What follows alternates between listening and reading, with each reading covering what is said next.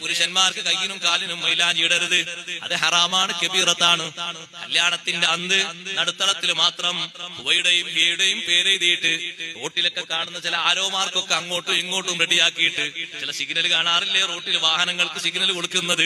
അങ്ങനെ കുറെ സിഗ്നൽ കൂട്ടാരം ഇതിന്റെ നടുവിൽ വ്യത്യസ്ത ആരോമാർക്കൊക്കെ ഉണ്ടാക്കി മലയാളത്തിലും അതുപോലെ തന്നെ ഉറുദുവിലും കന്നഡയിലും തമിഴിലും തെലുങ്കിലും ചില ഭാഷ കോഡ് ഭാഷ മഹബത്തിന്റെ കോഡ് ഭാഷ ഒക്കെ എഴുതിയിട്ട് ഈ ഹറാമിന്റെ കയ്യുമായി വൻകുറ്റം ചാർത്തിയ കയ്യുമായി നീ പുതിയ ആപ്പിള ഇറങ്ങല്ല, നിക്കാഹിന് വന്നേക്കല്ല.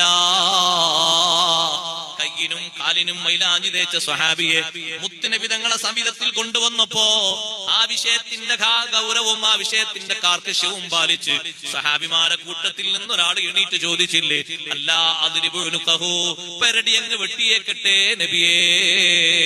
കയ്യിനും കാലിനും മൈലാഞ്ചി തേച്ച സ്വഹാബിയുടെ പെരടി വെട്ടട്ടെ എന്ന് ചോദിച്ചപ്പോ വ്യഭിചാരം ചെയ്ത ആളുടേതല്ല, മോഷണം നടത്തിയ ആളുടേതല്ല, കവർച്ച ചെയ്ത ആളുടേതല്ല, കയ്യിനും കാലിനും മൈലാഞ്ചിയിട്ട സ്വഹാബിയുടേതാണ്. അല്ലാഹുവിന്റെ റസൂൽ ചോദിച്ചു, അലൈസ ഹുവ യുസല്ലി, നിസ്കരിക്കുന്ന ആളല്ലയോ നബിയെ? നിസ്കരിക്കുന്ന ആളാണ്.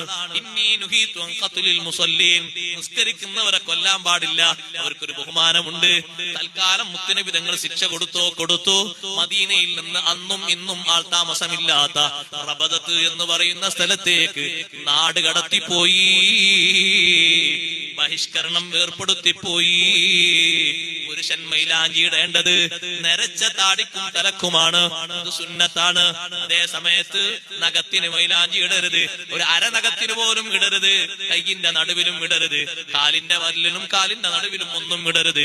കയ്യിനും കാലിനും മൈലാഞ്ചി തേക്കണം. വിവാഹിതരായ സ്ത്രീകള്, വിവാഹത്തിന്റെ തലേന്ന് വിവാഹം ചെയ്യാത്ത പെണ്ണുങ്ങൾക്ക് 10,000 ഉറുപ്പിന്റെ മൈലാഞ്ചി കൂട്ടം കൊണ്ടുവന്നിട്ട് ആ പൈസ വെറുതെ കളയണ്ട, അത് വേറെ ഏതെങ്കിലും സുന്നത്തായ രൂപത്തിൽ ഉപയോഗിച്ചോ, അള്ളാഹിന്റെ അടുക്കൽ കൂലി കിട്ടും.